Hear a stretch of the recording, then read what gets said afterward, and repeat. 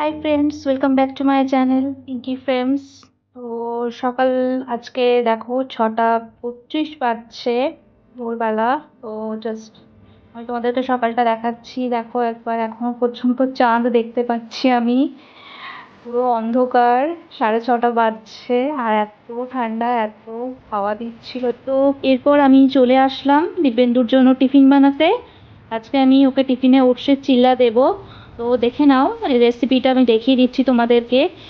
প্রথমে আমি ওটস, একটুখানি সুজি, টক দই আর গরম জল দিয়ে প্রথমে ভিজিয়ে রেখে দিয়েছিলাম ফার্স্টেই।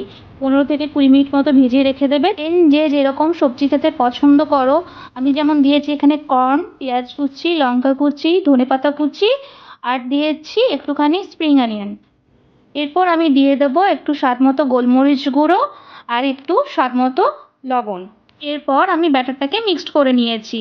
ঠিক আছে, আর তোমরা একটা জিনিস মনে রাখবে, ব্যাটারটা যেন খুব বেশি পাতলাও না হয় আর খুব বেশি যেন মোটাও না হয়, এটা একটু খেয়াল রাখবে। এরপর আমি একটা ফ্রাইং প্যানে মধ্যে অয়েল ব্রাশ করে নিয়েছি। অয়েল ব্রাশ করে নেওয়ার পরে আমি ব্যাটারটা দিয়ে দিলাম।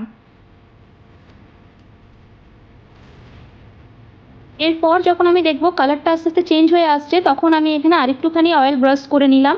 তারপরে আমি চিল্লাটা আরেকবার উল্টো পিঠে উল্টে দেবো।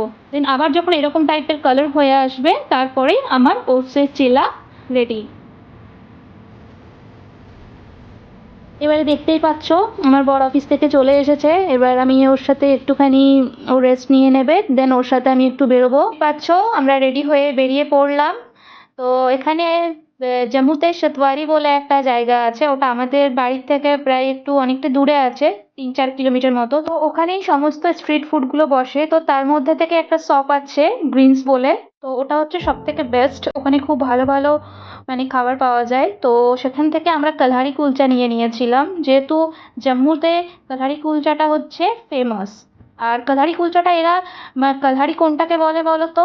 ওই চিজটা থাকে না, চিজটাকে ওরা এখানে কালহারি বলে। তো কালহারি কুলচাটা খেয়ে নেওয়ার পর আমরা আবার বেরিয়ে পড়লাম মাছের বাজারের জন্য, মাছ কিনতে। আসলে এখানে মাছটা খুব একটা পাওয়া যায় না, তো মাছ নিতে হলে প্রায় 3-4 কিলোমিটার মতো আসতে হয় আমাদেরকে। তো এই যে দেখতে পাচ্ছ মাছের শপটা তোমাদেরকে দেখিয়ে দিচ্ছি এখানে। তো আমরা এই আঙ্কেলটার কাছেই মাছ নিই, যখনই মাছ নিই আমরা, তখন এই আঙ্কেলটা ভালো ফ্রেশ মাছ দেয়।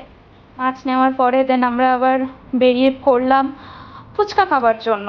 তো এই দেখো বলতে বলতে চলে এলাম ফুচকার দোকানে। বাট এখানে কি বলো তো, ওয়েস্ট বেঙ্গলের মতন সেই ফুচকার স্বাদটা আমি পাই না।